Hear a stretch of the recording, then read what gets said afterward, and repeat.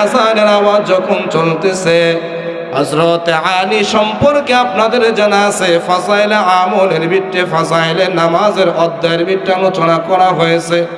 হযরত আলী রাদিয়াল্লাহু তাআলা আনহুর হালত এমন ছিল, আযানের আওয়াজ হযরত আলীর কানের ভিতরে যাওয়ার সাথে সাথে হযরত আলীর চেহারা পরিবর্তন হয়ে যাইত। জোরে বলেন আল্লাহু আকবার।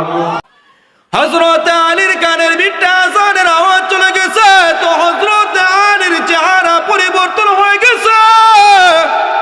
হযরত আলী আবদ্ধ ঘরের ভিতরে সিটাসিটি করতে শুরু করছে। কি ব্যাপার? মসজিদের মিনার থেকে বেলাল হাবশির কণ্ঠের আযানের আওয়াজ চলে আসছে। কেন দরজা খুলে দেই না? আমি কি মসজিদে নববীর ভিতরে যাব না? আমি কি নবীর ইমামতিতে আমি কি ইক্তেদা করিয়া নামাজ আদায় করতে পারবো না? সময় চলতেছে, নবী আমার ডাক দিয়ে কই সাহাবায়ে কেরাম কাতার সোজা করো, ইকামাতিস সালাহ, নামাজের জন্য দাঁড়ায় যাও, নামাজের জন্য দাঁড়ায় যাও। বেলাল তুমি ইকামত দিয়ে দাও। হযরত বেলাল হাবশী ইকামত শুরু করে দিছে, আর ইকামতের আওয়াজ হযরত আলীর কানের ভিতরে গিয়ে যখন আঘাত করে, হযরত আলী ইকামতের আওয়াজ শোনার সাথে সাথে ঘরের ভিতরে লাফাইতে শুরু করছে। বলেন সুবহানাল্লাহ। হযরত আলীর কানের ভিতরে ইকামতের আওয়াজ চলে গেছে। হযরত আলীর অবস্থা পরিবর্তন হয়ে গেছে, নিজেকে কন্ট্রোল করতে পারে না।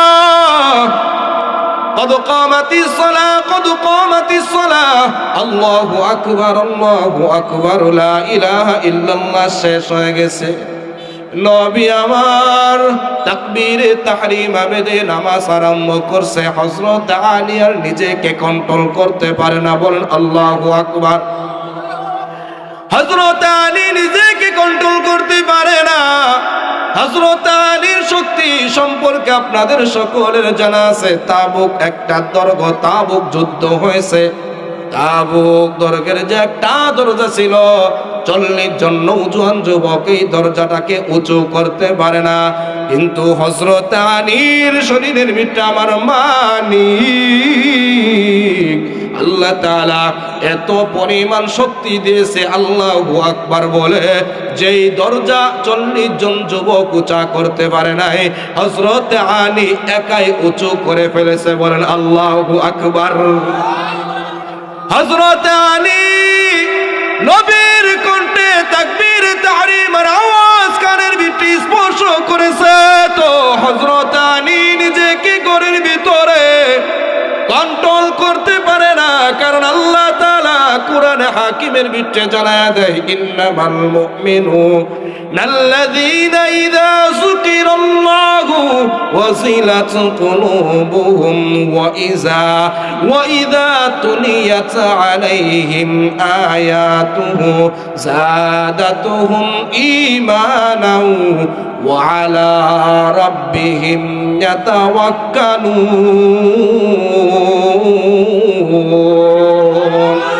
আল্লাহু আকবার, আল্লাহু আকবার। হযরত আলীর কানের ভিতরে আওয়াজ চলে গেছে। হযরত আলী নিজেকে কন্ট্রোল করতে পারে না। কই কেন পারে না জানো নি? আলীর ভিতরে ঈমানি শক্তি আছে, ঈমান আছে। যার দিলের ভিতরে ঈমান আছে, ওই বান্দা আল্লাহর পক্ষ থেকে কথা আসার পর নামাজ রক্ত হয়ে গেলে নিজেকে কন্ট্রোল করতে পারে না, পারে না। কথা ঠিক কি ঠিক না? হযরত আলী নিজেকে কন্ট্রোল করতে পারে না। নবী তাকবীরে তাহরিমা বলে নামাজ শুরু করে দিছে। সূরা ফাতিহা চলতেছে। সূরা ফাতিহা যখন শুরু করে দিছে, হযরত আলী আল্লাহু আকবার আল্লাহ তাআলার উপর ভরসা করে দিলের ভিতরে এতটা পর্যন্ত জোশ চলে আসে। হযরত আলী দরজার ভিতরে একটা ধাক্কা দিছে, সঙ্গে সঙ্গে দরজাটা ভেঙে গেছে। দৌড়াইয়া মসজিদের ভিতরে গিয়া মুসল্লি হইয়া নবীর ইমামতিতে মুসল্লি হইয়া নামাজের ভিতরে দাঁড়ায় গেছে। নবী আমার নামাজ ফিরাইয়া সালাম শেষ করিয়া মুসল্লিদের দিকে মুখ করে বসে গেছে। নবী আমার তাকে দেখে হযরত আলী সাহাবীদের কাতারের ভিতরে বসা, নবী আমার ডাক দিয়ে কেন নামাজের ভিতরে এসেছো? তোমাকে তো ঘরের ভিতরে আবদ্ধ করা হয়েছে। হযরত আলী চোখের পানি ছেড়ে ডাক দিয়ে কয়, গো নবী, আজানের আওয়াজ যখন আমি আলীর কানের ভিতরে চলে আসে, আমার চেহারা পরিবর্তন হয়ে গেছে। বেলালে হাবশি যখন একামত শুরু করছে আর আপনি যখন তাকবীর বলে নামাজ আরম্ভ করে দিছেন, আমি আলী আর নিজেকে কন্ট্রোল করতে পারি নাই। ওগো নবী, আমি নিজেকে কন্ট্রোল না করতে পেরে দরজার ভিতরে আল্লাহর উপর ভরসা রেখে একটা ধাক্কা দিছি, আর দরজাটা টাস করে ভেঙে গেছে। আমি দৌড়াইয়া আপনার পিছনে আমি নামাজের ভিতরে শামিল হয়ে গেছি। হযরত নবী মুহাম্মদুর রাসূলুল্লাহ ডাক দিয়ে কইরা, আনি এটাই হইতেছে ইমানের পাওয়ার, এটাই হইতেছে ইমানের শক্তি। যেই বান্দার দিলের ভিতরে ইমানি পাওয়ার আছে, ইমানি শক্তি আছে, ওই বান্দাকে শত কষ্টের ভিতরে রাখার পরেও, শত কষ্টের ভিতরে থাকার পরেও, আবদ্ধ ঘরের ভিতরে থাকার পরেও ওই বান্দাকে আল্লাহ এবং আল্লাহ রাসূলের তরিকা থেকে দূরে সরানো যায় না। কথা বলেন, কথা ঠিক কি ঠিক না? হযরত আলী রাজি কই, ইয়া রাসূলুল্লাহ, আমার ভিতরে কেমন যেন একটা পাওয়ার কাজ করতেছিল। নবী আমার ডাক দিয়ে কয়, ওটাই হইতেছে ইমানের পাওয়ার, ওটাই হইতেছে ইমানের পাওয়ার। ইমানের পাওয়ার থাকার কারণে একামত শুনেছ, আমার কণ্ঠের আওয়াজ শোনার পর নিজেকে কন্ট্রোল করতে পারো নাই, তুমি নিজের শক্তিতে আসতে পারো নাই। ইমানের শক্তি তোমাকে মসজিদে হাজির করে দিছে। বলেন সুবহানাল্লাহ। কিন্তু নওজোয়ান যুবক ভাই ও বৃদ্ধ বাবা, সাহাবায়ে কেরাম আযানের আওয়াজ শোনার সাথে সাথে সাথে সাথে মসজিদের দিকে দৌড়াইতো, আর তোমাকে আমাকে ডেকে ডেকে ডেকে ডেকে পিটায়া পিটায়াও মসজিদের ভিতরে নামাজের জন্য নেওয়া যায় না। কথা বলেন, কথা ঠিক কি ঠিক না? তার মানে বোঝা গেল সাহাবাদের ইমাম আর আপনার আমার ইমানের ভিতরে আসমান আর জমিনের বড় ফারেক। কথা বলেন, কথা ঠিক কি ঠিক না?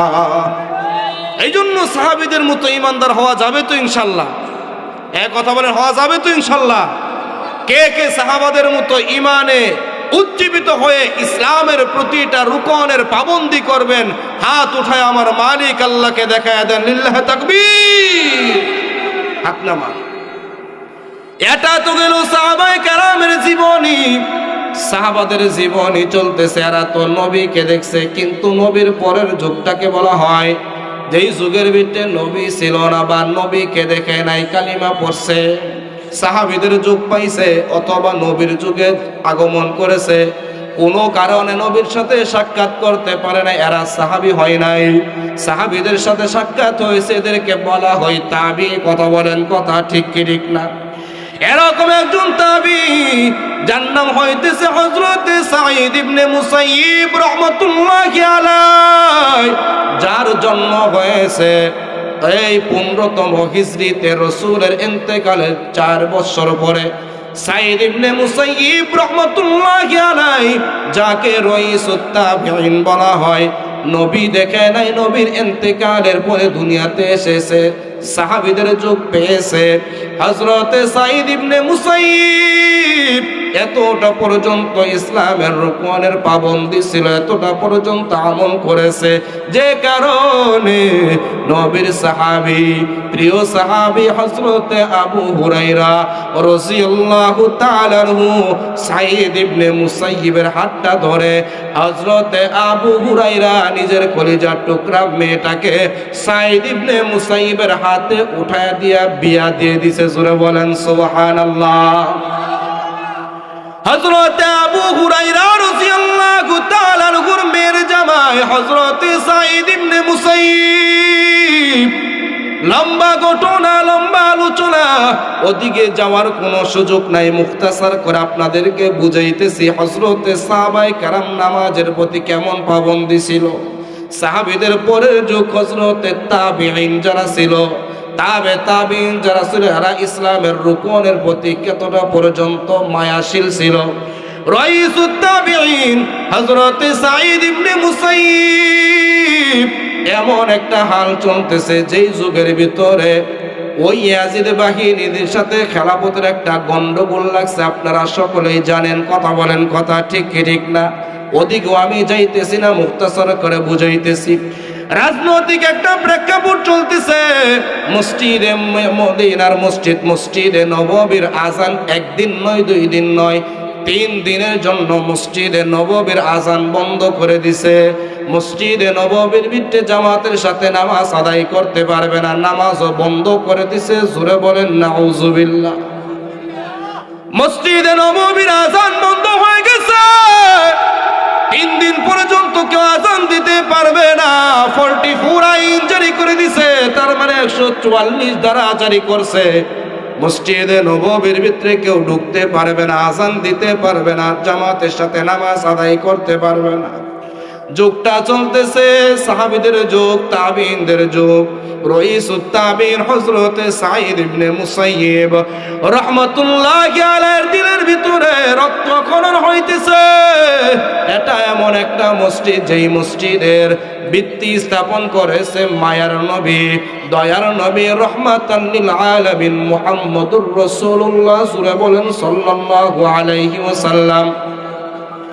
মসজিদে নববীর ভিত্তি স্থাপন করেছে নবী মুহাম্মদুর রাসূলুল্লাহ। এই মসজিদের ইমামতির দায়িত্ব পালন করেছে মুহাম্মদুর রাসূলুল্লাহ। সাঈদ ইবনে মুসাইয়্যিব ডাক দিয়ে কই, না না না, মসজিদে নববীর আজান বন্ধ থাকবে, এটা হতে পারে না। সাঈদ ইবনে মুসাইয়্যিবের সম্পর্কে